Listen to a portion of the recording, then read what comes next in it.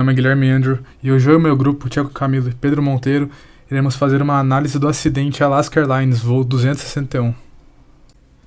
Em relação a uma análise MSG2 do conjunto do eixo, na questão A redução de resistência a falhas é detectável na rotina de monitoramento da tripulação? Resposta não, porque a tripulação não tinha como detectar diretamente a degradação do conjunto do eixo através de instrumentos ou monitoramento de cabine, e a falha foi progressiva e silenciosa, sem alertas diretos. Para a questão B, a degradação da resistência a falhas é detectável através de manutenção no local ou por unidade de teste? Resposta sim, porque a degradação, desgaste da porca trapezoidal e do eixo poderia ter sido detectada através de inspeções de manutenção adequadas, especialmente medindo a folga axial do eixo. E o procedimento de inspeção não foi executado corretamente e havia falhas no programa de manutenção. Então, o programa de manutenção sugerido é a medição de folga axial do conjunto de eixo e a cada 2.000 horas de voo, intervalo. Para a questão C, o módulo de falha tem um efeito adverso na operação segura da aeronave? Resposta sim, porque a falha do eixo levou à perda total do controle longitudinal da aeronave, sendo fatal, portanto o efeito adverso é crítico. E o plano de manutenção sugerido foi a tarefa de lubrificação regular do eixo e inspeção visual detalhada, que é um condition, com um intervalo a cada 650 horas de voo. Para a questão D, sob o ponto de vista da tripulação, a função é oculta? Resposta é sim, porque a tripulação não percebe desgaste interno da porca trapezoidal ou do eixo durante a operação normal, e não há indicação até a falha ser iminente. E o plano de manutenção sugerido foi uma inspeção não destrutiva do eixo, que é um condition a cada 24 meses. Questão E. Existe uma relação diversa entre a idade e confiabilidade? Resposta sim, porque o desgaste progressivo reduz diretamente a resistência do eixo à falha, e a falta de substituição periódica aumenta o risco de falha catastrófica. E a tarefa de manutenção sugerida foi a substituição programada da porca trapezoidal a cada 5.000 horas de voo. Partindo para a questão de teste operacional e teste funcional, o manual não contém requisito para testar funcionalmente conjuntos de eixos revisados em um dispositivo balanceado após o conjunto ser temporariamente equipado para suportar adicionalmente hardwares e motores elétricos, nem para passar por um teste operacional no mesmo dispositivo de teste, conforme exigido pelas instalações de manutenção e desenho da Boeing para retrabalho em serviço. O NTSB realizou um teste de folga da porca carregada em todos os 8 conjuntos dos eixos removidos, montando cada conjunto de eixo em uma estrutura, fixando o anel de suporte do estabilizador a um braço de momento. As medições da folga axial foram feitas com a porca posicionada em 3 locais: próximos ao centro do eixo, próximo ao batente mecânico inferior e próximo ao batente mecânico superior. Bom, partindo agora para a análise do MSI do sistema de compensação de estabilizador horizontal, temos no formulário 1. Pergunta 1. A falha do MSI afeta a segurança operacional em voo ou em solo, incluindo equipamentos ou sistema de emergência? Resposta sim, pois a falha pode ocasionar um acidente. Pergunta 2. A falha do MSI pode passar despercebida ou é oculta para a tripulação durante a execução das suas atividades normais? Resposta não, pois a falha causa dificuldade na pilotagem e na sustentação da aeronave. Pergunta 3. A falha do MSI causa algum impacto significativo na operação da aeronave? Resposta sim, pois caso haja falha, a aeronavegabilidade será comprometida, sendo sentida pelos pilotos. Pergunta 4. A falha do MSI causa algum impacto econômico significativo? Resposta sim, gastos com manutenção dos componentes. Para o formulário 2, nós listamos todos os componentes do sistema de compensação de estabilizador horizontal e vimos que a fabricante tem uma vida útil prevista para este sistema de 30.000 horas de voo. Para o formulário 3, nós temos que a função é manter a aeronave alinhada em voo e garantir a sustentação. Como falha funcional, temos não manter a aeronave sob sustentação em voo. Como efeito da falha, temos a perda do controle da aeronave e possível acidente. E causa da falha, temos a falha do sistema de compensação do estabilizador horizontal. Para o formulário 4, nós temos início na pergunta 1. A ocorrência de uma falha funcional é evidente para a tripulação durante as suas atividades normais? Resposta sim. Justificativa. A falha do sistema pode causar perda da sustentação que será sentida pela tripulação. Vamos agora então para a questão 2. A falha funcional ou dano resultante diretamente dela tem um efeito adverso direto sobre a segurança operacional? Resposta sim, pois com a falha a aeronave pode vir a perder a sustentação, podendo ocasionar um acidente. Com isso, temos que a categoria da falha é 5, evidente segurança. Para o formulário 5, nós temos a questão A. Uma lubrificação ao serviço é aplicável e efetivo? Resposta sim, pois a lubrificação é uma tarefa regular que está prevista no manual. Questão B. Um teste operacional ou inspeção visual é aplicável e efetivo? Essa pergunta não é aplicável. Questão C. Uma inspeção ou uma verificação funcional para detectar a degradação da função é aplicável e efetiva? Resposta sim. Testes funcionais podem ser aplicáveis para o aumento da segurança operacional do voo. Questão D. Uma tarefa de restauração para reduzir a taxa de falha é aplicável e efetiva? Resposta não, pois tarefa de restauração não é viável. Questão E. Uma tarefa de descarte para reduzir a taxa de falha é aplicável e efetiva?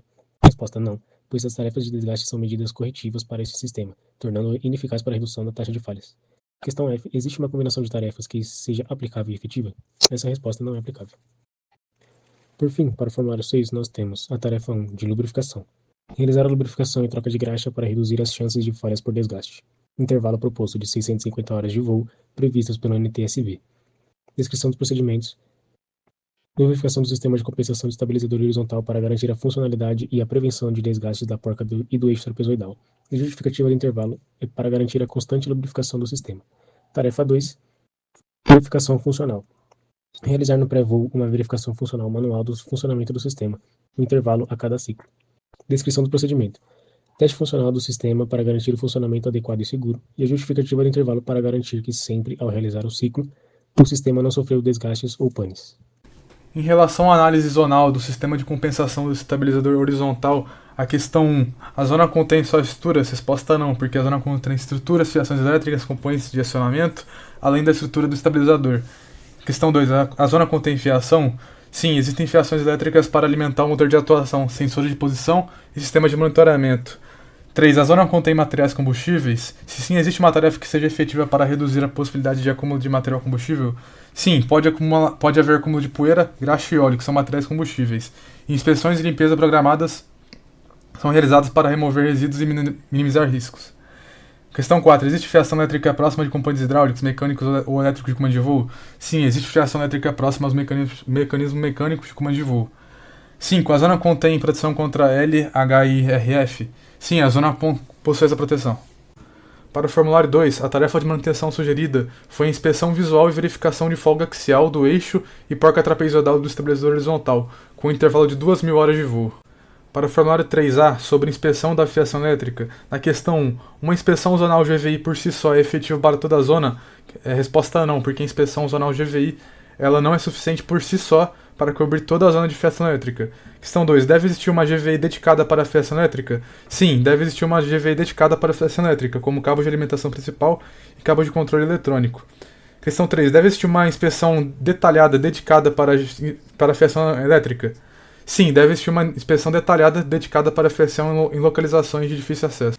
E as tarefas de inspeção para fiação elétrica são a inspeção visual para abrasão e esmagamento, conexões soltas, amassados de fiação do estabilizador horizontal a cada 4.000 horas de voo, e a inspeção detalhada com boroscópio ou desmontagem parcial para avaliar fios com difícil acesso a cada 8.000 horas de voo. Para o formulário 4, sobre a análise de proteção contra LH e IRF, a tarefa sugerida foi a verificação de continuidade da blindagem e aterramento dos cabos do sistema de compensação, cada 1.008 horas de voo. A determinação dos intervalos de manutenção é fundamental para garantir a segurança e eficiência das aeronaves. No caso da Alaska Airlines, os intervalos de lubrificação e verificação da folga do eixo do estabilizador horizontal foram sendo ampliados ao longo do tempo, com base em dados de confiabilidade e na tentativa de reduzir custos.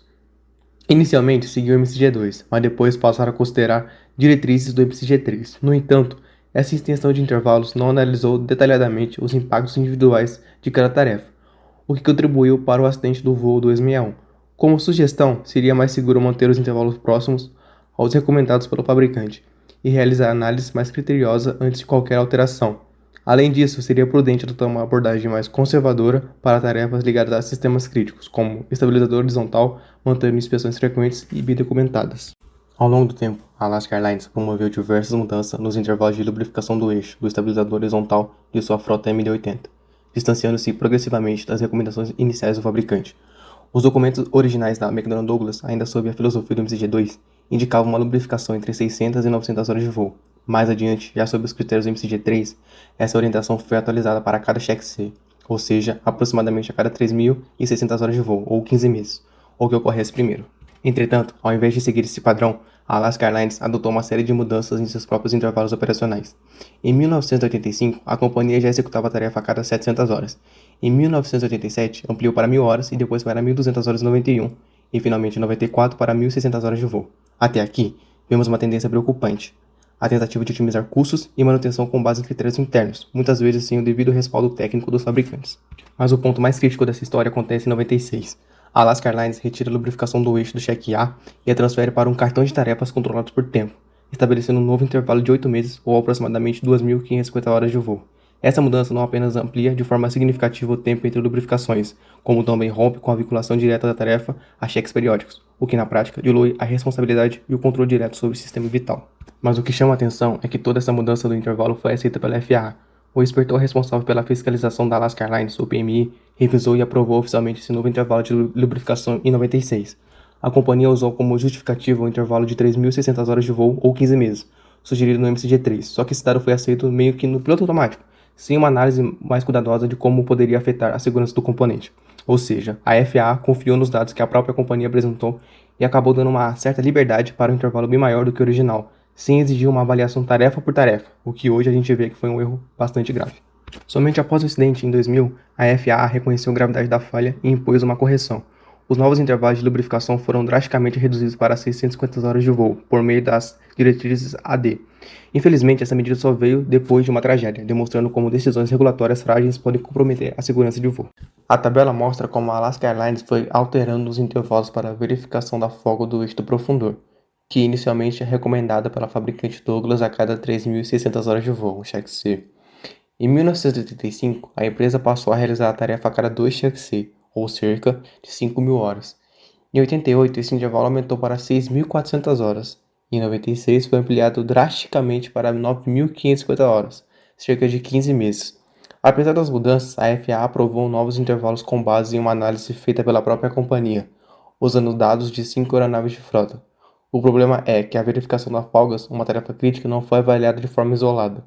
Esse aumento progressivo nos intervalos acabou sendo um dos fatores que contribuíram para o acidente do voo 2001.